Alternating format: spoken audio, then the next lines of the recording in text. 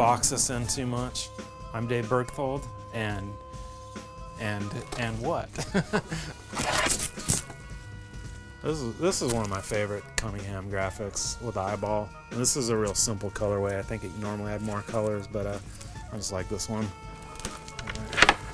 Well, this one, this board right here, this was Ron's first board with his name on it. He wasn't pro, but he was like, it was kind of in the era where there was some AM boards. And this one, I think, actually got him banned from Castle because they said he had his name on a board, even though he did the design. It was just mostly because he did the artwork. And he was stoked on it and wanted his name on it, but he wasn't really actually pro. And this was the Simple Simon.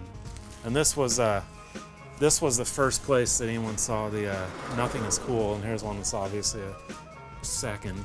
The Nothing is Cool graphic was something that Ron just drew on the shipping table in our warehouse. I mean, I was in my parents' garage for a year, and then we moved into this old dentist office behind a skate shop, and it was pretty much just like the party zone where we did whatever we want and just hang out and drink and draw and drink and skate and do whatever. And so that's kind of where the Nothing is Cool graphic came from. It was just one of those like board hangout sessions. We did a whole series of boards, the stretch boards, where we actually, I mean, this was pre-Photoshop and all that, so if you wanted to stretch something out, it wasn't just clicking a button. It was like, to stretch it, you would actually like get on the photocopy machine, and as the light's coming across, you would kind of like drag the piece of paper across it with the light, and it would stretch it out and make it all fucked up. That's kind of what this was just weird photocopy machine experiments. All right, here's a couple versions of the same board that I did back when I did the shitty artwork. Here's one for you. Yes, you talk about that one. Okay. You talk about that one. This is my dirty little secret right here. This ended up coming out with my name on it. This is the first board that came out that had my name on it at all, and it was supposed to be Dan Rogers and Laban, and Dan had just left the team, so who gets shoved onto this board? Me. So my first board comes out, and it's Jeremina and Labanessa, and this is it. I'm like, he didn't even tell me first. I was like, are you kidding me? This is now what my first board's gonna be? And I didn't even keep one. I refused to write them, and this is my dirty little secret. I tucked it away, and no one knows about this. Small magazines and stuff.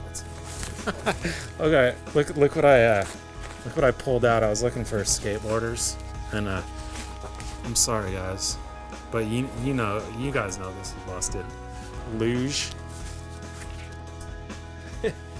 I don't even have one of these boards, but this is the heat transfer. Wait, where's Jeremy? This was your era, right? Yeah. We had the shirts that said I love cops. Yeah. So what's the story behind this graphic?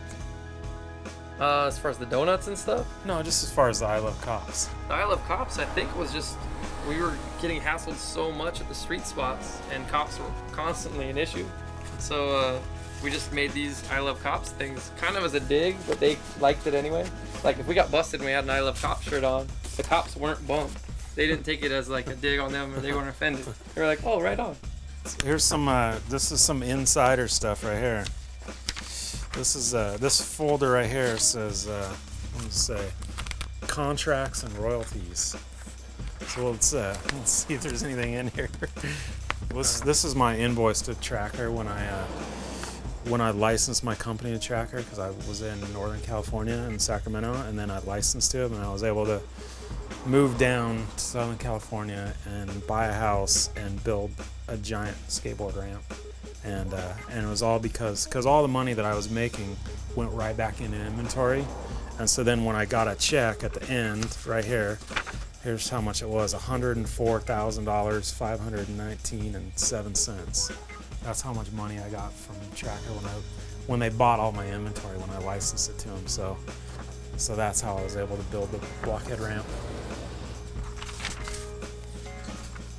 And this is like, I mean, it just shows you like how sketchy and how unprepared I was for like business, and just like this chicken scratch accounting system, and I was like selling a ton of stuff, and we were just flying by the seat of our pants. We were just like kids, you know. I started this when I was 21 years old, and just didn't really have like you know, just like a couple years of community college, and that was it, and like $3,000 to start the company with, and then just started selling a bunch of stuff.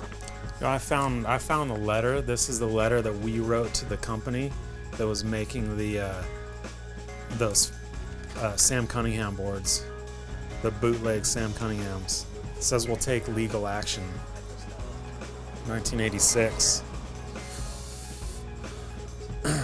It's a violation of unfair competition law.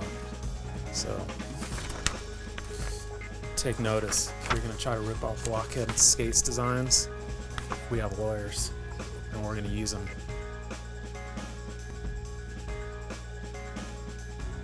So would that be a 360 over the hip? Yeah. Oh, it is. It's a frontside 360, frontside 360 over the hip. That was that weird notched hip too. That had like that gap in it. Yeah, it was the hip, the triple hip thing, or. Yep. And they forced me to wear elbow pads.